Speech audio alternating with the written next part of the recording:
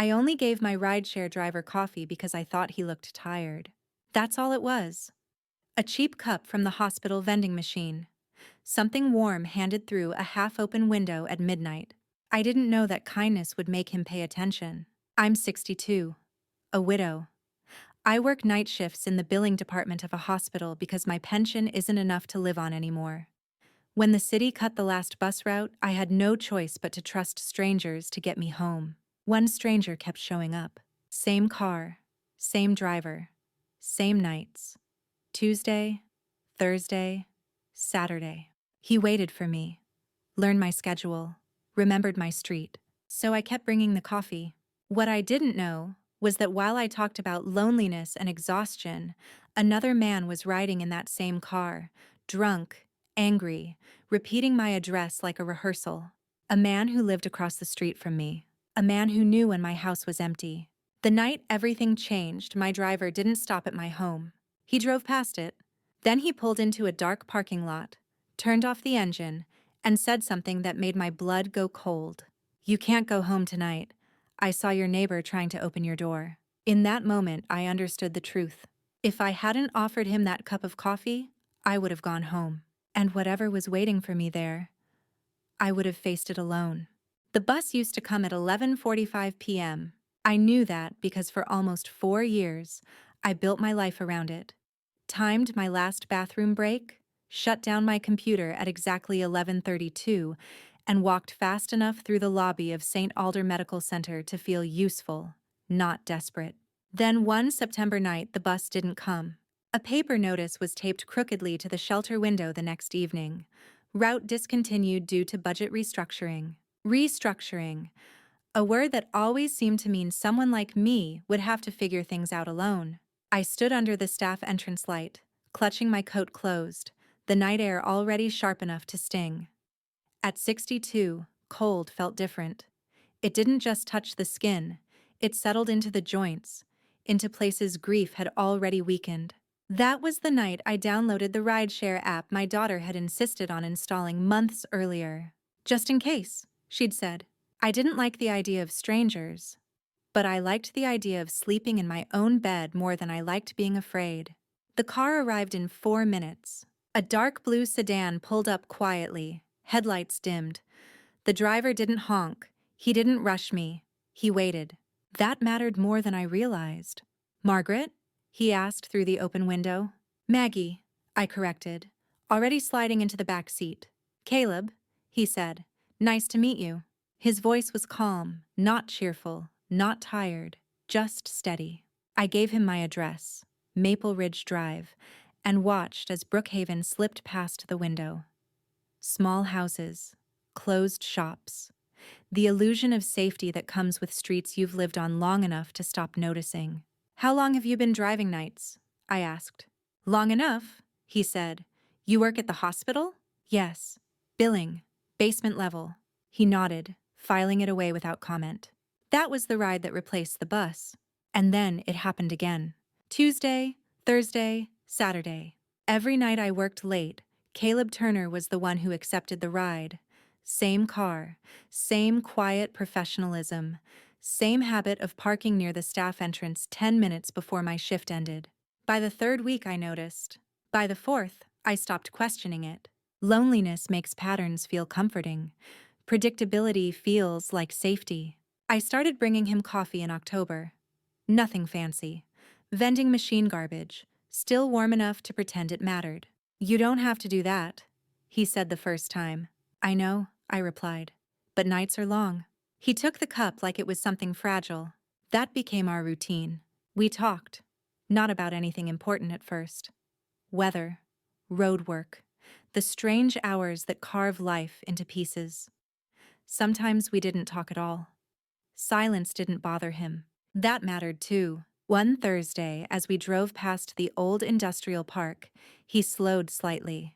His eyes flicked to a man staggering along the sidewalk, phone pressed to his ear, voice raised in anger. "Busy night," I said lightly.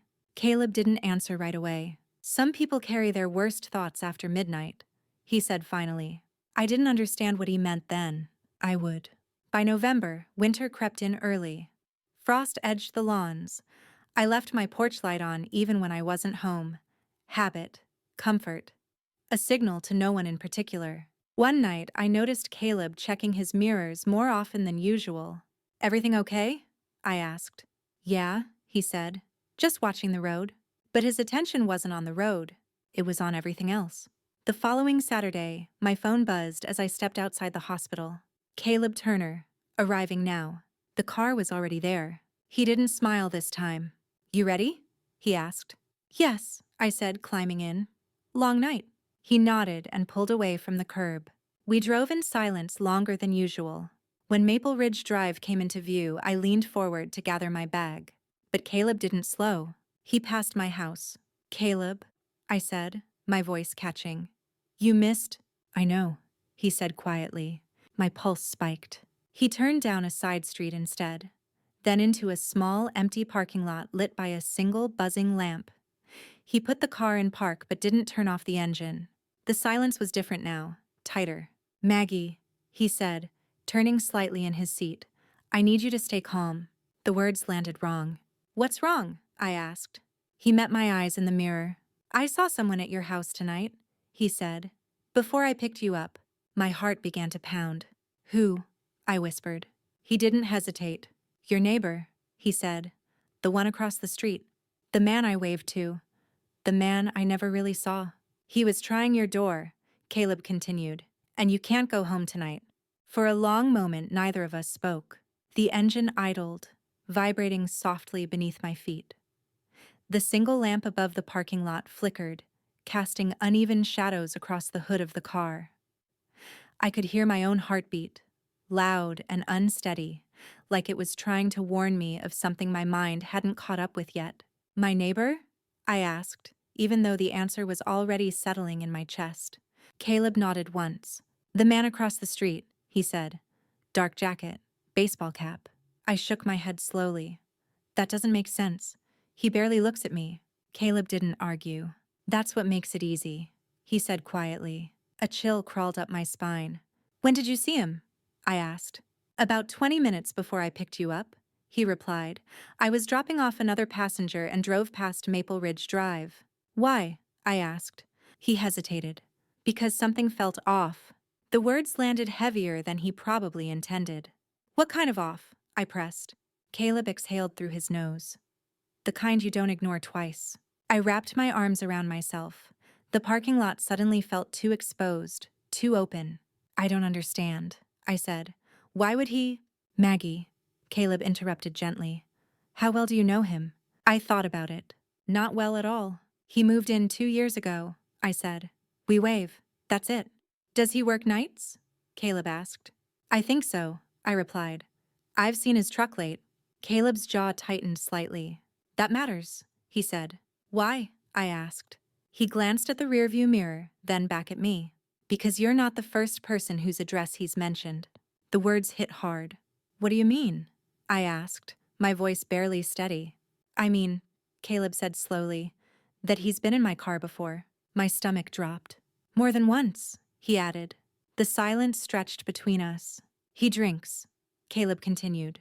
"Not falling down drunk, just enough to loosen his tongue." I felt sick. "What did he say?" I asked. "At first, nothing important," Caleb replied. "Complaints, work, money, the usual."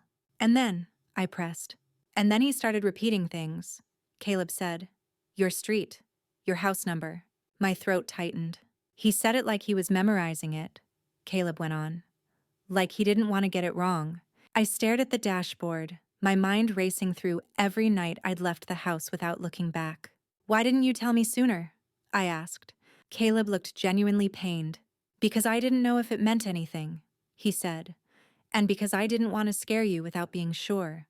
"And now?" I asked. "Now I'm sure," he said. A car passed on the road nearby, its headlights briefly flooding the lot with light. I flinched. "I need to go home," I said automatically. Caleb shook his head. "No," he said firmly. "You don't. You can't just decide that," I replied, panic creeping into my voice. "He tried your door," Caleb said. "That's not curiosity. That's intent." My breath came fast and shallow. What exactly did you see? I asked. Caleb closed his eyes for a moment, then opened them again. He walked up to your porch, he said. Didn't knock, didn't hesitate. He went straight for the handle. I covered my mouth. He tried it twice, Caleb continued. Then he stepped back and looked through the window. Tears burned my eyes, and then, I whispered. He waited, Caleb said, like he was expecting someone. A wave of fear rolled through me, sharp and dizzying. For how long? I asked. Long enough to make me uncomfortable, he replied. The implication hung heavy in the air. I thought of my routine, my porch light. The nights I'd come home humming softly, keys already in my hand. How long has he been watching? I asked. Caleb didn't answer immediately. Long enough to know your schedule, he said finally. My phone buzzed in my bag. I jumped. It was a message from my daughter. Did you get home safe? I stared at the screen, my fingers trembling. No, I whispered. I didn't. Caleb watched me carefully. Maggie, he said, lowering his voice. I need you to trust me right now. I met his eyes. I do, I said, and realized I meant it. Then you're not going back to Maple Ridge Drive tonight, he said. We'll go somewhere public, somewhere safe. And tomorrow? I asked. Tomorrow, he said. We talk to the police. The word police made everything suddenly real. What if I'm wrong? I asked. What if this is nothing? Caleb shook his head. It stopped being nothing the moment he touched your door, he said. He shifted the car into gear. As we pulled out of the lot, I looked back once, toward the direction of my house, now hidden behind streets and darkness. For the first time, I understood something I had never truly believed before. Kindness doesn't just make people feel seen. Sometimes it makes them watch. And sometimes, watching is the only thing standing between routine and disaster. Caleb didn't take me to the hotel right away. Instead, he drove. Not aimlessly, but slowly, deliberately, as if the act of staying in motion kept the fear from fully settling in. We passed quiet neighborhoods and closed storefronts, the town slipping by like it always had, unaware that something had shifted underneath it. I should tell you everything, he said finally. All of it. I nodded, my hands clenched tightly in my lap. The first time I picked him up, Caleb continued, I didn't think twice about it. Victor? I asked. Yes, he said. Victor Lane. The name landed with an unexpected weight. Saying it made him real in a way he hadn't been before. He was drunk, Caleb said. Not sloppy, just loose. He complained about work, about people who didn't know how things really functioned. I swallowed. What kind of work? I asked. Maintenance, Caleb replied. Night shift, hospital. My chest tightened. He mentioned the hospital casually, Caleb went on, like it was just background noise, but he kept circling back to it. Basement levels, storage rooms, files. I stared straight ahead. He said people were getting careless, Caleb said, asking questions they shouldn't. The streetlights flashed across his face, illuminating his expression in pieces. Focused, controlled, remembering. At first I thought he was exaggerating, Caleb said. Drunk men always think they're more important than they are. But then he said your address, I whispered. Yes, Caleb said. Maple Ridge Drive, clearly, slowly. My throat tightened. He repeated it, Caleb continued, like he wanted to make sure I heard it. A sick feeling curled in my stomach. And the second time? I asked. He was angrier, Caleb said. Less rambling, more precise. He turned onto a quieter road, empty except for us. He said someone was going to notice, Caleb said. That someone was too close. My breath caught. Did he say my name? I asked. Caleb hesitated. Yes, he said. The word felt like a blow. He asked if I ever drove you, Caleb continued. If I knew your routine. And you said? I asked. Nothing, Caleb replied. I changed the subject. The car slowed at an empty intersection. That was when I started writing things down, Caleb said. Dates, times, what he said, where he was picked up. You didn't think that was excessive? I asked weakly. Caleb shook his head. No, he said. I thought it was overdue. Something in his voice told me this wasn't just about me. There was a third ride, he continued, and a fourth, each one worse than the last. He talked about your house like it was a location, Caleb said.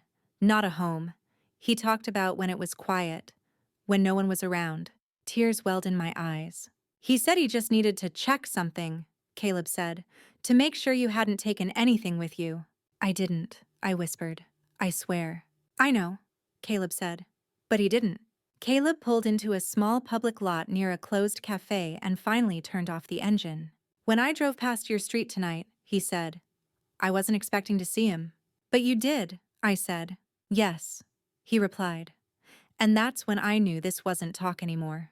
I stared at my reflection in the darkened window, older, paler, suddenly aware of how visible I'd always been without realizing it. I kept telling myself it wasn't my place, Caleb said, that it wasn't my business. He looked at me then. But it became my responsibility the moment I realized what ignoring it could cost. I took a shaky breath. What happens now? I asked. We go somewhere safe, Caleb said. Then we involve people whose job it is to stop things before they happen. The words before they happen echoed in my mind. As he started the engine again, I felt something unexpected beneath the fear. Gratitude.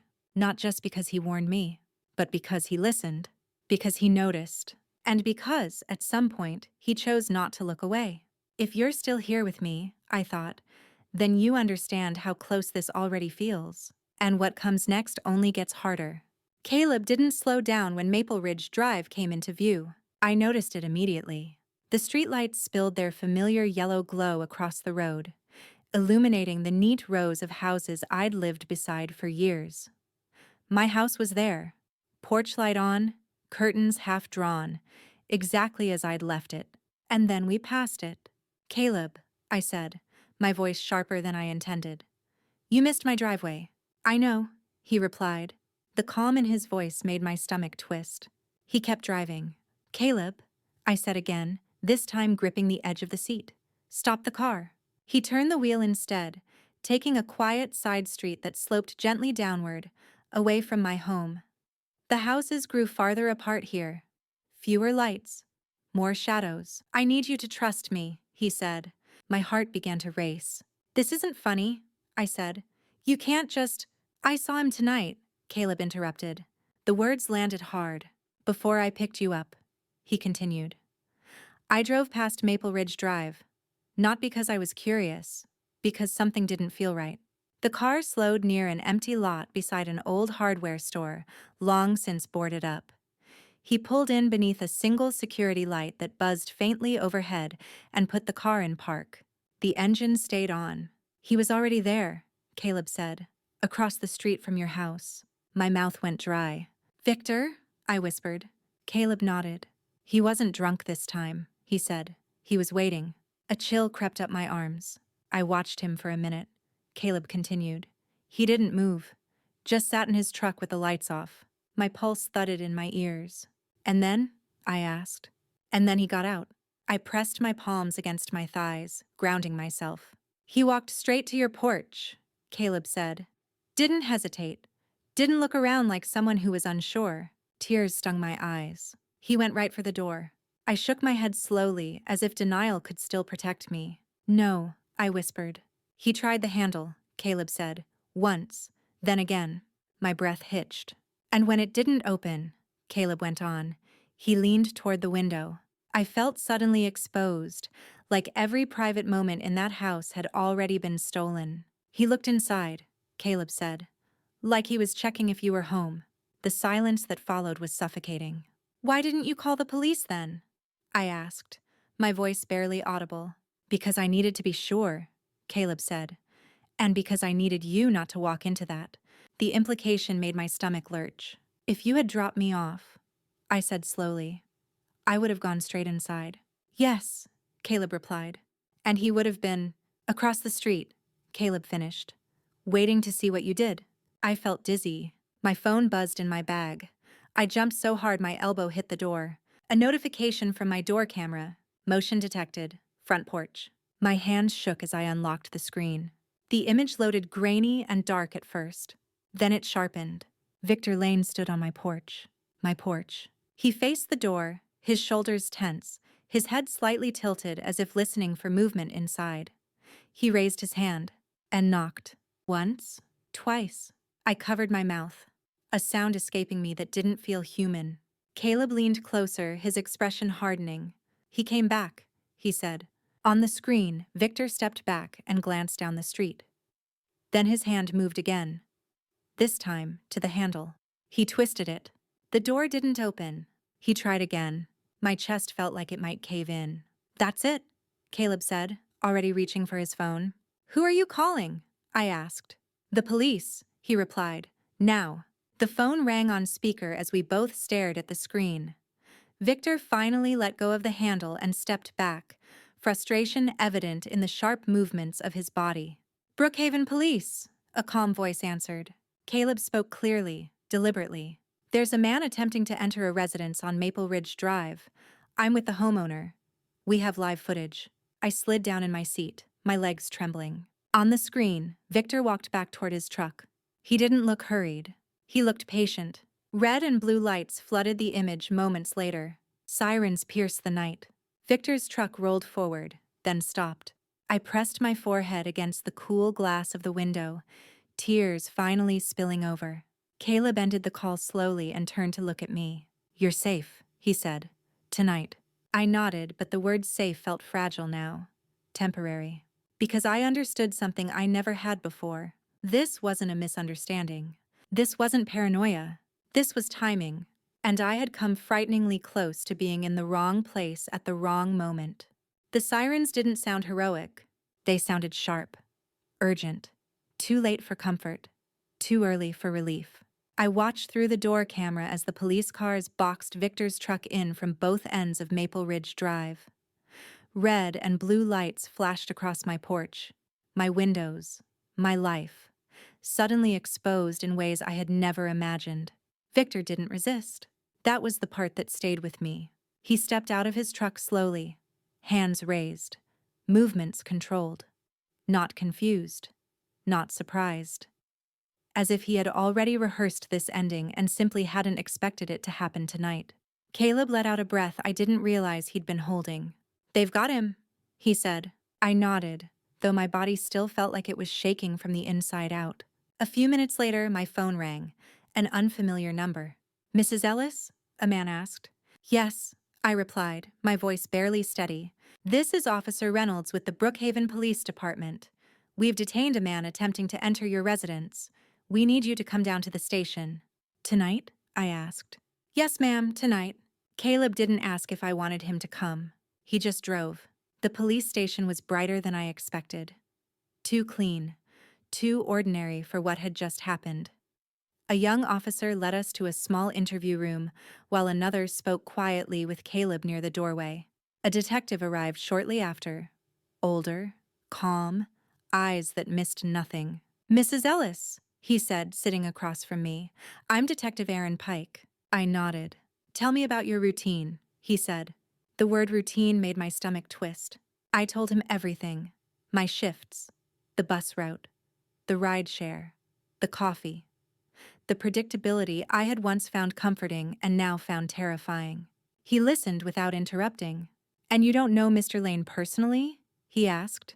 No, I said. We waved, that's it. The detective glanced at his notes. He works night maintenance at St. Alder Medical Center, he said. Basement level. The air left my lungs. The basement? I whispered. Yes, he said. Near record storage. Caleb stepped forward. He mentioned files, he said. More than once. The detective looked sharply at him. What kind of files? Medical, Caleb replied. Missing ones. The room went quiet. The detective leaned back slowly. That's very interesting, he said. He excused himself briefly, leaving me alone with Caleb. My hands shook as I folded them together. I feel stupid, I said suddenly. Caleb looked at me. For what? For not noticing, I said. For thinking I was invisible. Caleb shook his head. Beats invisible people are the easiest to watch, he said. That's not your fault. The detective returned. We're expanding the investigation, he said. Mr. Lane was detained for attempted burglary and stalking, but this may go further. How much further? I asked. Potentially federal, he replied. My heart pounded. He believed you had taken something home, the detective continued. Notes, Copies. Anything tying him to missing records. I didn't, I said quickly. I swear. We believe you, he said. But he didn't know that. I closed my eyes. If I had gone home tonight, I said quietly, what would have happened? The detective didn't answer immediately. That's not a question I like speculating on, he said finally. But I'm glad we don't have to. Hours later, I sat alone in a hotel room arranged by the police. A uniformed officer stood outside the door. The bedspread was stiff. The room smelled like industrial cleaner. I stared at the ceiling, replaying everything. The knock, the handle, the patience in Victor's movements. At 6:14 a.m., my phone rang again. Detective Pike, we executed the search warrant, he said. And? I asked. We found boxes of patient records in his garage, he said. Hundreds, along with billing templates and payment logs. My chest tightened. He's been doing this for years, I whispered. Yes, the detective said. And you were closer to uncovering it than he could afford. When the call ended, I sat in silence. The truth settled heavily over me. This wasn't random. This wasn't paranoia. It was calculated. And the only reason I was still alive to understand it was because someone listened when others talked too much. I didn't return to work for 3 days. Not because the police told me not to, but because I couldn't bring myself to walk back into the building knowing what I now knew. Knowing that while I had been sitting at my desk, correcting billing codes under flickering fluorescent lights, someone nearby had been dismantling the system piece by piece, quietly, methodically. On the 4th day, Detective Pike asked if I would come with him to St. Alder Medical Center. We need you to help us understand the layout, he said, and what might have looked normal. Normal. The word felt hollow. Caleb drove me there, though he wasn't allowed inside. He waited in the car, engine off, hands resting on the steering wheel like he was holding the night still for me. The hospital looked the same in daylight. Too clean, too calm. But when we reached the basement, everything felt wrong. The air was cooler down there, thicker. The hum of machinery louder, as if the building itself was awake even when everyone else slept. This is record storage, I said, pointing to the locked room at the end of the hall. Detective Pike nodded. And his assigned area? Maintenance closets, storage rooms, anywhere no one questions someone with a cart, I replied. The detective exchanged a look with another officer. That gave him access, Pike said, and time. They showed me photographs taken from Victor Lane's garage. Rows of boxes, labeled, categorized. Patient names, dates, account numbers. Over 300 files, Pike said, spanning 2 years. I pressed a hand to my mouth. He targeted patients who wouldn't notice, I said, or wouldn't be believed. Yes, Pike said. Elderly, low income, Medicaid. I felt sick. He scanned records, the detective continued, submitted claims for procedures never performed, funneled payments through shell accounts, and I was just in the way, I said quietly. Pike didn't correct me. You were auditing, he said. That made you unpredictable. The word cut deep. I thought of the nights I stayed late, the evenings I changed routines by a few minutes, the questions I asked that felt harmless at the time. That's when he started watching you more closely, Pike said. The memories surfaced suddenly. The janitor cart I'd passed dozens of times, the baseball cap pulled low, the feeling of being noticed without knowing why. He didn't panic, I said. He planned. Yes, Pike agreed. That's what made him dangerous. Later that afternoon, I sat with the hospital's legal team. They spoke in careful language about liability, cooperation, federal charges. Their concern was procedural. Mine was personal. That evening, Caleb drove me back to the hotel. You okay? He asked gently. I don't know, I replied honestly. I feel like I walked through a place I've been blind in my whole life. Caleb nodded. That's what routines do, he said. They make you stop looking. I stared out the window as Brookhaven passed by. How did you know? I asked suddenly. That this time mattered? Caleb was quiet for a moment. Because the things he said changed, he replied, from complaints to solutions. I closed my eyes. He stopped talking about problems, Caleb continued, and started talking about outcomes. The implication settled heavily between us. That night, I couldn't sleep. Every sound in the hallway made my heart race. Every creak felt intentional. I checked the door lock 3 times before sitting back on the bed. At 5:42 a.m., my phone rang. Detective Pike. They found more, he said. My stomach tightened. Notes, he continued. Detailed, schedules, observations. My throat went dry. About me? I asked. Yes, he said. And diagrams. I sat up, heart pounding. He believed you might have taken evidence home, Pike said. And he was preparing to retrieve it. Retrieve. Not ask, not warn. Retrieve.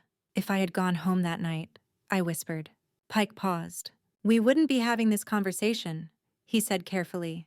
When the call ended, I sat in the dim light of the hotel room, shaking. Not from fear this time, but from understanding. The basement didn't sleep. It watched. It waited. And it had nearly swallowed me whole. They let me go home in the afternoon. Not alone.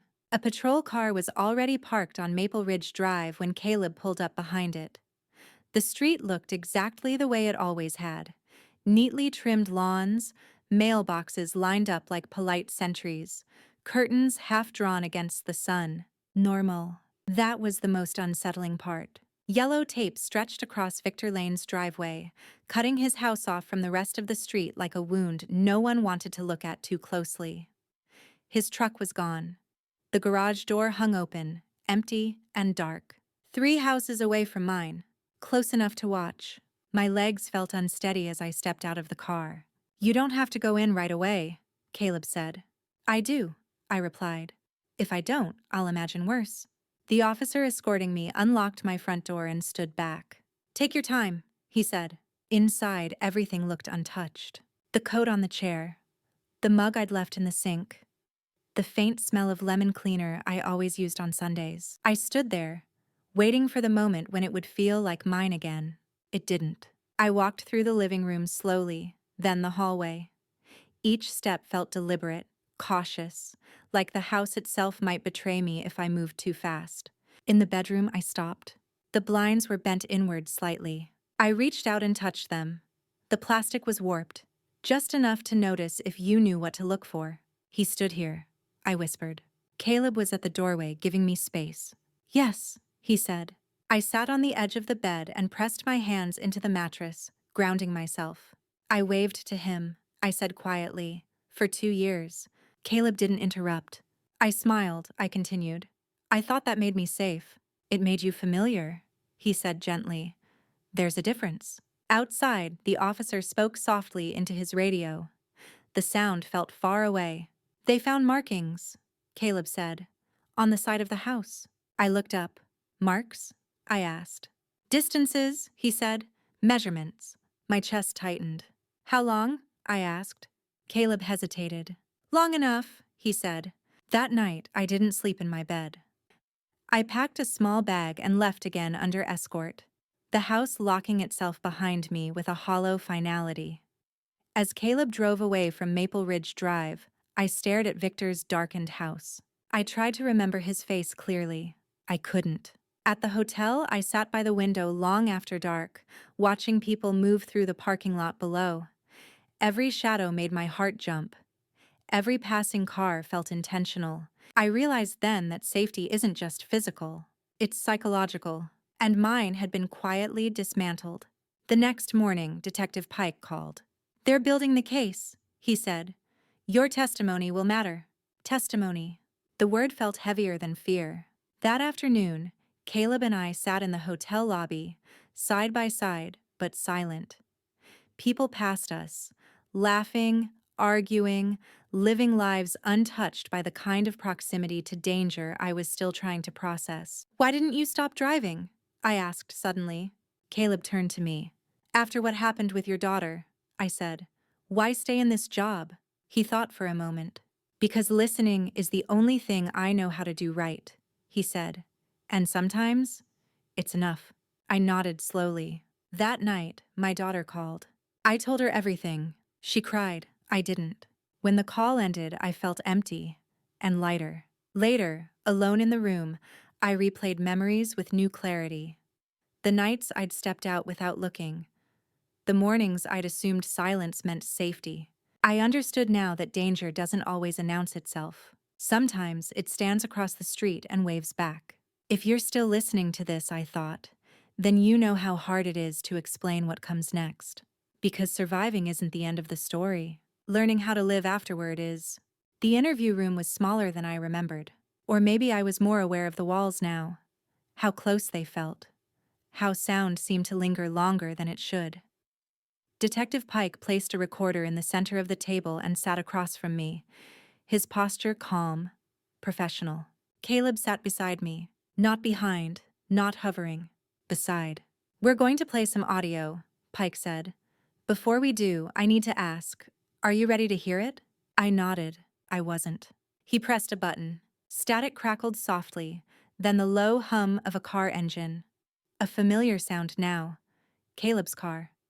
Late night. Empty roads, then a voice. Victor's. Slurred but not confused. Casual. Confident. "She works nights. Same days every week." My hands tightened in my lap.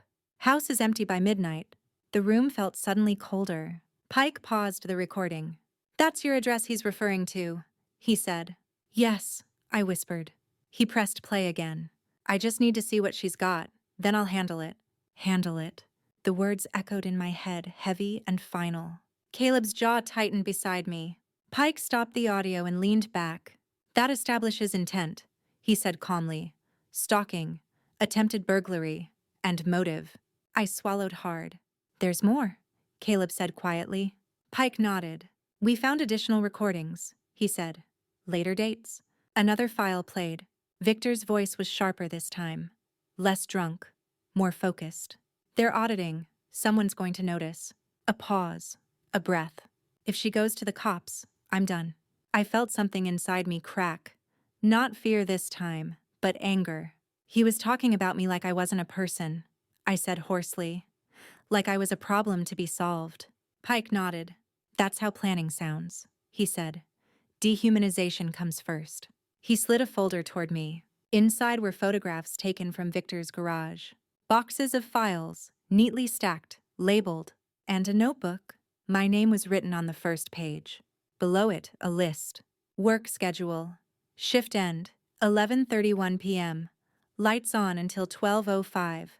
Back door sometimes unlocked. My stomach turned. "He documented you," Pike said. "For weeks." I stared at the page, seeing my life reduced to bullet points. "There's also this," Pike continued, sliding over another photo. A rough sketch of my house. Front door, back door, bedroom window. Distances measured, lines drawn. I pushed the folder away, my hands shaking. "I didn't know," I whispered. I had no idea. "That's not a failure," Pike said firmly. "That's what he relied on." The questioning went on for hours. They asked about habits I'd never thought twice about. Where I parked. Which lights I left on. When I checked my phone. Caleb filled in gaps I didn't know existed. Timestamps, ride logs, patterns only someone paying attention would notice. Finally, Pike closed the folder. "This case is strong," he said. "Very strong." I exhaled slowly. "What happens now?" I asked. "Charges will be filed," he replied. "State and federal. Healthcare fraud alone carries serious time." "And me?" I asked. "You'll testify," he said, "when the time comes." The words settled heavily in my chest. When we left the station, night had fallen again. Brookhaven looked unchanged. Quiet streets, glowing windows, people living their ordinary lives. I wondered how many of them were being watched without knowing it. Caleb opened the car door for me. "You okay?" he asked. I thought about it. "I'm not afraid anymore," I said slowly. "I'm angry." He nodded. "That means you're taking your power back," he said. As we drove, I watched the road stretch out ahead of us, dark but visible. Evidence doesn't forget. It waits. And when someone finally listens closely enough, it speaks. They didn't tell me everything at once. Detective Pike called the next afternoon and asked if I could come back to the station. His tone was measured, careful, like someone choosing each word not to alarm, but knowing alarm was inevitable. "There are things you should hear directly," he said. Caleb drove me again. This time, I sat in the front seat without thinking about it. Somewhere along the way, the back seat had stopped feeling safe. Or maybe I had stopped wanting distance between us. At the station, Pike led us into a different room. Larger, brighter. A table stood in the center, covered with folders and evidence bags. The sight of them made my stomach tighten. "We executed a full forensic review," Pike said. "Garage, vehicle, storage locker." Storage locker. I hadn't known there was one. He slid a photograph toward me. It showed a notebook. Black cover. Corners worn. The kind you'd find in any office supply aisle. "This was found in his truck," Pike said. I stared at the image. My name was written on the first page. Margaret Ellis. Beneath it, pages of notes. Dates, times, observations. "Read as much as you can," Pike said gently. My hands shook as I turned the page. "Leaves work at 11:31. Lights on by 11:55. Kitchen window faces street." I felt like I was reading about someone else. A version of me flattened into habits and timings. "There's more," Pike said. Another photo. A crude floor plan of my house.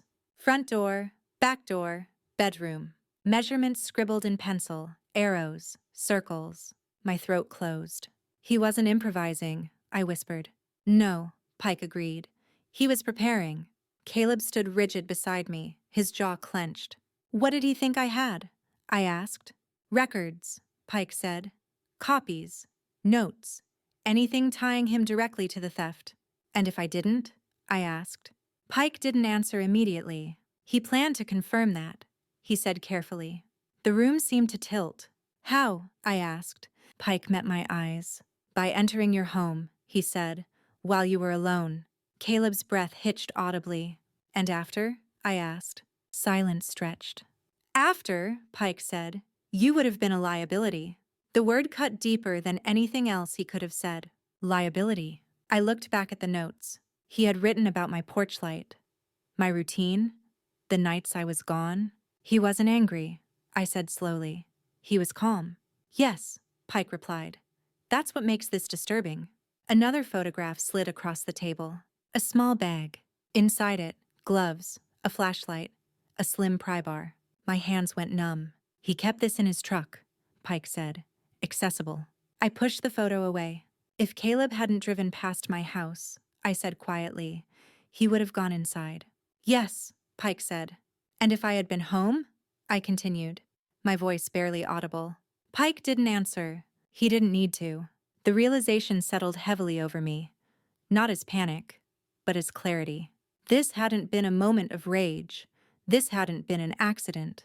It had been scheduled, calculated, waiting for me to unlock my own door. When we left the station, the sky was heavy with low clouds. Brookhaven felt muted, subdued, like the town itself was holding its breath. Caleb opened the car door for me. "How are you holding up?" he asked. I thought about it. "I keep imagining the version of me that went home," I said. "The one who didn't get that warning." Caleb nodded slowly. "I imagine her too," he said. We drove in silence for a while. "You know," I said finally, "I never thought paying attention mattered this much." Caleb glanced at me. "It matters most when no one else is looking," he said. That night, alone in the hotel room, I lay awake staring at the ceiling. I replayed the ordinary moments, the nights I fumbled for my keys, the times I stood in the kitchen with my back to the window, unaware. I understood then that danger doesn't always feel dangerous. Sometimes it feels planned, and the difference between being a victim and being a survivor can be as small as someone choosing to notice one wrong detail in the dark. Tomorrow the case would move forward. Tomorrow there would be court dates and testimonies and consequences. But tonight all I could think was this. I was alive because someone listened when a man talked too much. And because of that, the ending I never knew was coming never got the chance to happen. The courtroom was quieter than I expected. Not silent, just restrained. Like everyone inside was holding their breath, waiting for something inevitable to land. I sat on the hard wooden bench, hands folded, listening as evidence I had already heard was laid out again. Dates, times, audio clips, notes taken in a truck parked across the street from my life. When Victor Lane was brought in, I didn't look at him right away. I didn't need to. I had already seen the version of him that mattered, the one who stood on my porch at night, testing my door like it was a theory he needed to confirm. The verdict came quickly. Guilty. On all counts. Healthcare fraud, stalking, attempted burglary. The judge's voice was calm as he read the sentence. Years in federal prison. Enough time for routines to disappear. Enough time for watching to become irrelevant. When it was over, people stood. Papers rustled. Life moved forward. I stayed seated for a moment longer. I thought I would feel relief. What I felt instead was exhaustion. Healing, I learned, doesn't arrive with justice. It arrives later. Quietly, in pieces you barely recognize at first. I went back to work at St. Alder Medical Center 6 weeks later. Same basement, same hum of fluorescent lights, same desk. But I was different. I walked slower, looked up more often, not out of fear, out of awareness. I learned where the cameras were. I learned which doors locked automatically and which didn't. I paid attention. Caleb still drove me home after night shifts. No app, no transaction. Just a quiet agreement neither of us needed to explain. One evening, months later, we sat at a red light when his phone rang. He didn't answer at first. When he did, his voice softened in a way I hadn't heard before. After the call ended, he smiled. "My daughter," he said. "She wants to talk again. Says she read about the case." I reached over and squeezed his hand. "She knows who you are now," I said. He nodded. "So do I." Winter gave way to spring. The porch light at my house stayed on, not because I was afraid, but because I liked the way it looked. A signal of presence, of life continuing. One afternoon, a new billing clerk started in our department. Young, nervous. She stayed late her first week, staring at her screen like it might bite back. I recognized the look. I brought her a cup of coffee. She blinked up at me, surprised. "You didn't have to," she said. "I know," I replied. She smiled anyway. That night, riding home with Caleb, I watched the city lights pass and thought about how close everything had come to ending differently. About how easily I could have unlocked my door that night. About how easily he could have ignored one strange comment from a drunk passenger. All it took to change the outcome was attention and kindness. Not the dramatic kind, not the kind that asks for recognition. Just the kind that says, "I see you." I understand now that most dangers don't announce themselves. They blend in. They wait. They depend on people not looking too closely.